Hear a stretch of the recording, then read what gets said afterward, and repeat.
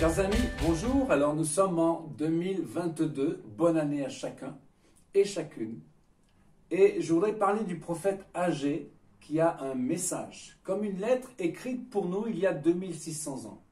Agé est l'un des petits prophètes et son nom, Chagai, signifie joyeux. En hébreu, Chag, c'est la fête. Et qu'est-ce qui est le centre des fêtes de l'Éternel dans la Bible, pour Israël, pour Dieu?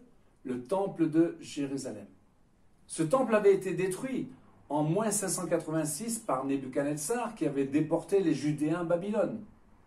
Dieu avait alors suscité Cyrus, son Messie, le roi de Perse, qui avait donné l'ordre de rétablir le temple ainsi que sa ville, Jérusalem, et 70 ans avait été le temps de l'exil. Agé, qui est revenu à Babylone avec les siens, a ce message. Lisons Agé 1,7. Ainsi parle l'Éternel des armées. Considérez attentivement vos voies. Montez sur la montagne, apportez du bois et bâtissez la maison. J'en aurai de la joie et je serai glorifié, dit l'Éternel. L'expression « considérez attentivement vos voies » est répétée plusieurs fois dans son livre. En hébreu, l'expression peut être traduite ainsi « Prenez à cœur mes pensées, dit l'Éternel ». Alors justement, il est question d'un temple spirituel, Sion.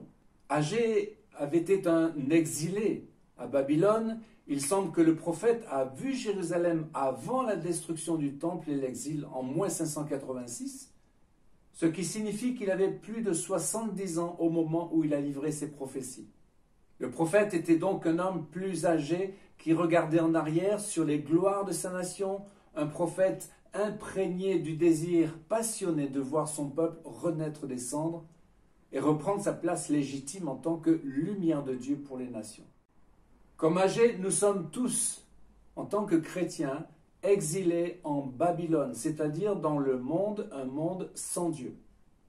Aucune nation aujourd'hui ne peut prétendre être une nation chrétienne, mais depuis la naissance du Sauveur, il y a 2000 ans, mort et ressuscité à Jérusalem, Dieu a permis que naisse un peuple appartenant à un royaume spirituel qui est l'Église.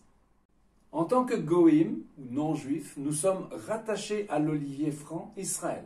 Ainsi, de par notre nouvelle naissance, nous entrons dans l'alliance faite avec Abraham, Isaac et Jacob, et Dieu a mis en nous cette nostalgie, comme Agé, de Sion, d'où son peuple vient. Lisons le psaume 87 des fils de Corée. L'Éternel aime les portes de Sion plus que toutes les demeures de Jacob. Des choses glorieuses ont été dites sur toi, ville de Dieu. De Sion, il est dit, tous y sont nés, et c'est le Très-Haut qui l'a fermi. L'Éternel compte en inscrivant les peuples, c'est là qu'ils sont nés. Et ceux qui chantent et ceux qui dansent s'écrient, toutes mes sources sont en toi. Dieu fait donc une liste de ceux qui disent « Je suis né en Sion ». Le prophète avait cette nostalgie, retourné en Israël qu'il savait être le sien. En revenant au pays, Agé voit que ses contemporains n'ont pas de zèle pour rebâtir les murailles de Jérusalem et reconstruire le temple qui est le cœur et le symbole de toute vie spirituelle. Ils n'ont plus de vision.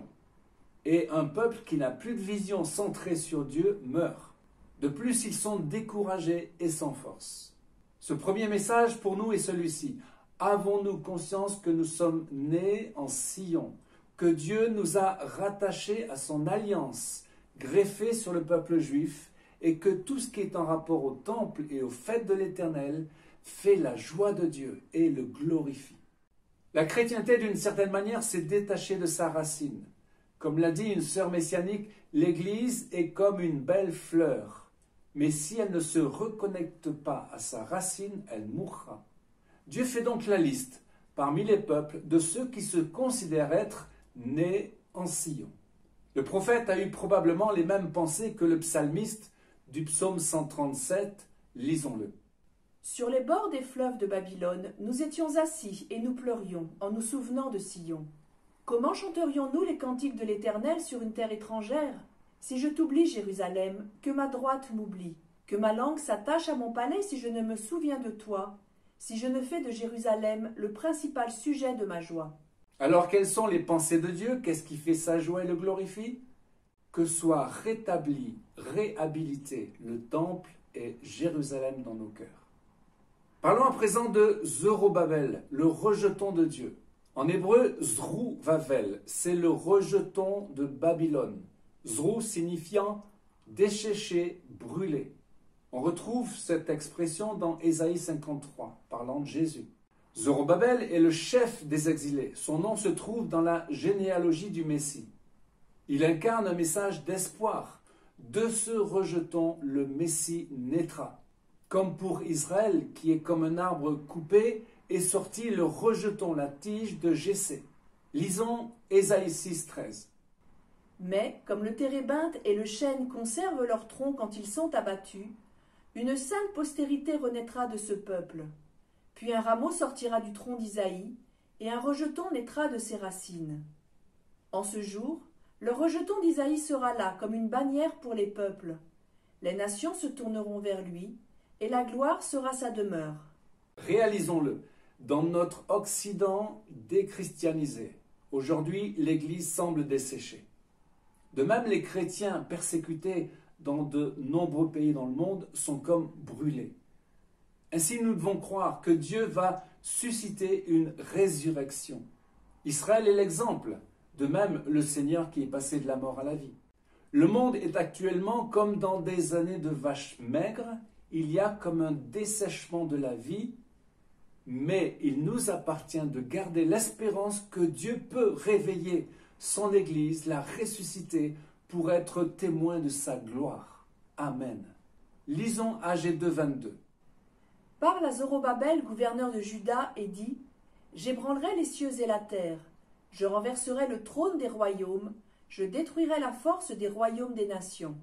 En ce jour-là, dit l'Éternel des armées, je te prendrai, Zorobabel, fils de Shealtiel, mon serviteur, dit l'Éternel, et je te garderai comme un sceau, car je t'ai choisi, dit l'Éternel des armées. » Zorobabel est le sceau, la signature de Dieu qui promet la restauration d'Israël comme celle de l'Église. Alors le message de Agé est aussi « bâtissez la maison ». Les Bné Israël, les enfants d'Israël, en hébreu sont les constructeurs d'Israël. Le mot ben est relié au mot bana qui veut dire bâtir, rétablir, avoir des enfants. Le Messie est le ben David, le fils de David. Il est aussi le ben Adam, le fils de l'homme. Il rétablit la maison de David, Israël. Il rétablit Adam car il est le second Adam. En effet, il a réglé le problème du péché. Mais lisons cette parole de Zacharie, une parole étonnante. Zacharie 6,15. Ceux qui sont éloignés viendront et travailleront au temple de l'Éternel, et vous saurez que l'Éternel des armées m'a envoyé vers vous. Cela arrivera si vous écoutez la voix de l'Éternel votre Dieu. Nous sommes les éloignés, les goïm ou les gentils des nations. Nous avons un rôle dans le ministère messianique, dans le rétablissement de toutes choses, et notamment le rétablissement du royaume d'Israël dont parlaient les disciples. Seigneur, quand rétabliras-tu le royaume d'Israël? Ayons conscience de cette responsabilité, nous qui sommes les éloignés. D'autre part, croyons que le temple ou le tabernacle, c'est un miroir de ce que nous devons être. Le parvis nous parle de l'œuvre du Fils au travers de la croix, le lieu saint, celui de l'esprit de ses dons, tandis que l'œuvre du Père se situe dans le lieu très saint. C'est le sanctuaire où, du temps de Moïse et de Salomon, il était rempli de la shrina, la présence divine. Alors, chers amis, le message du prophète Agé doit nous parler en ces temps troublés. Considérez attentivement vos voies. Comme les Juifs d'autrefois, nous devons faire teshuva, revenir de notre exil, rebâtir le temple d'une manière spirituelle, reconstruire les murailles. Alors posons-nous une question simple. Y a-t-il quelque chose de précis à reconsidérer dans notre vie personnelle? Car il vient. Le Seigneur vient pour régner à Jérusalem. Il est le roi des rois. Il vient établir son royaume sur le monde. Amen. Chers amis, à une prochaine fois pour une nouvelle vidéo en direct de Jérusalem.